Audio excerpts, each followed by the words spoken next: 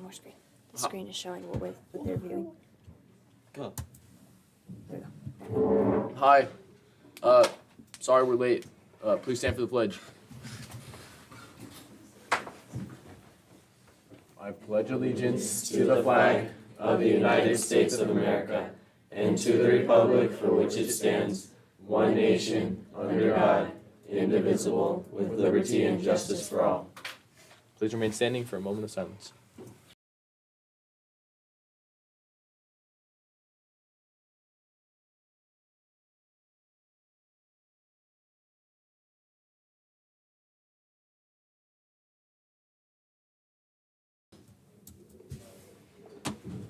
All right, you may now be seated.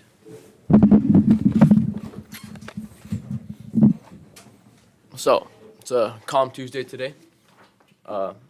Members of the NHS or NJHS Service Committee need to meet at 7:45 tomorrow in Ms. Preston's room for a service meeting. Today is the second day of Iraq Week, and we want to focus on one of the saddest and most tragic situations in our country, and that is veterans in need. There are extremely high rates of PTSD, suicide, addiction, divorce, and more among this community, and it is urgent that those of us in a position to help do what we can. And, we've got a video here. Hopefully, maybe.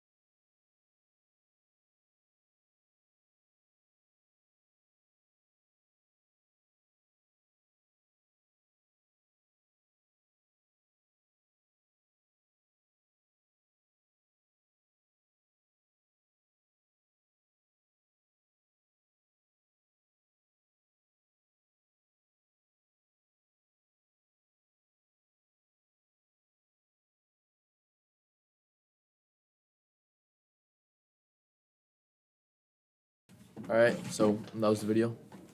Okay, there we go. Sorry. There's an ad. Sorry. For the Army, of course. There we go. Okay. So I hope that video worked for everybody. So I'm Savannah, the coordinator for Iraq Week this week. And this is an extremely sad situation, and this is all too common in the United States. These people, these veterans, they suffer horrors that none of us could ever imagine, not in our wildest dreams. And they suffered that for months, sometimes years at a time. And that does damage that you can't recover from that. So if you look at the flyer, it's on the student social media and I believe on the parent one as well.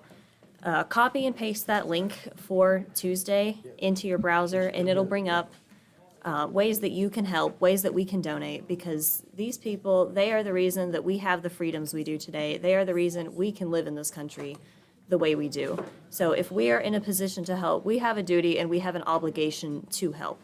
This, in my opinion, is almost as important as voting as far as civil duty. These people take care of us. We have everything we have because of these people, and they are suffering on a daily basis, worse than many of us ever will. So please, if you are able to help, copy and paste that link into your browser, go to that Veterans Emergency Shelter, and please do what you are able to do. Thank you very much.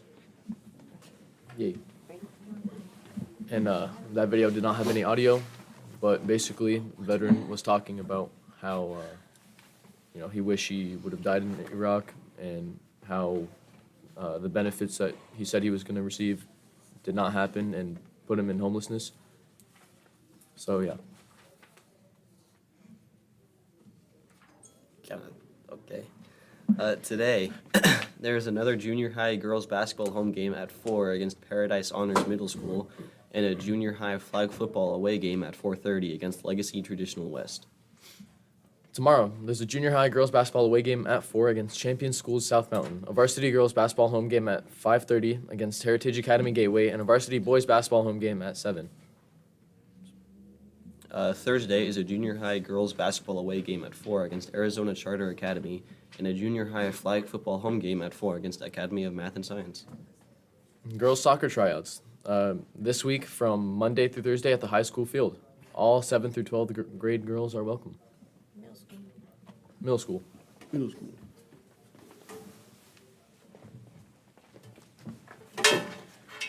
Malcolm X was an African American civil rights activist and leader in the mid 20th century. He was a member of the Nation of Islam and became known for his fiery speeches advocating for black separatism and self-defense.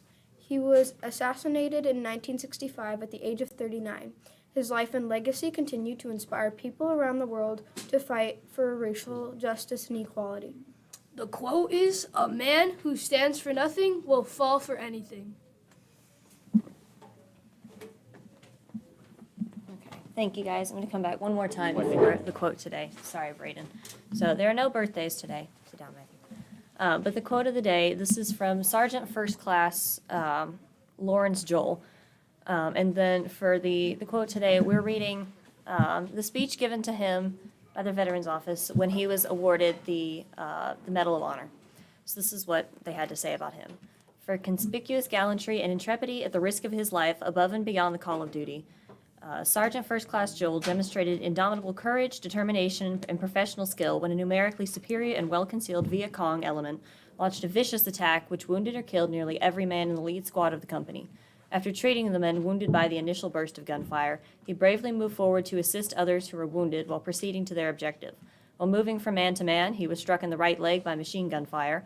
Although painfully wounded, his desire to aid his fellow soldiers transcended all personal feeling.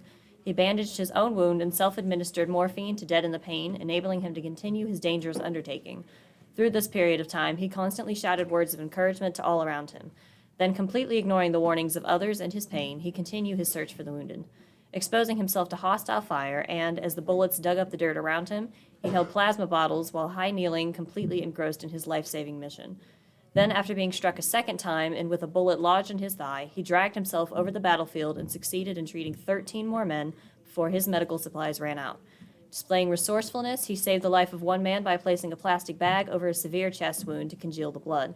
As one of the platoons pursued the Viet Cong, an insurgent force in concealed positions opened fire on the platoon and wounded many more soldiers. With a new stock of medical supplies, Sergeant First Class Joel again shouted words of encouragement as he crawled through an intense hail of gunfire to the wounded men. After the 24-hour battle subsided and the Viet Cong dead numbered 410, snipers continued to harass the company. Throughout the long battle, Joel never lost sight of his mission as a medical aidman and continued to comfort and treat the wounded until his own evacuation was ordered. His meticulous attention to duty saved a large number of lives, and his unselfish, daring example in most adverse conditions was an inspiration to all. Joel's profound concern for his fellow soldiers at the risk of his life above and beyond the call of duty are in the highest traditions of the U.S. Army and reflect great credit upon himself and the armed forces of this country. His quote is, "I'm glad to be alive. I just wish I should have done more." Lawrence Joel. Thank you, Eagles. Make it a great day.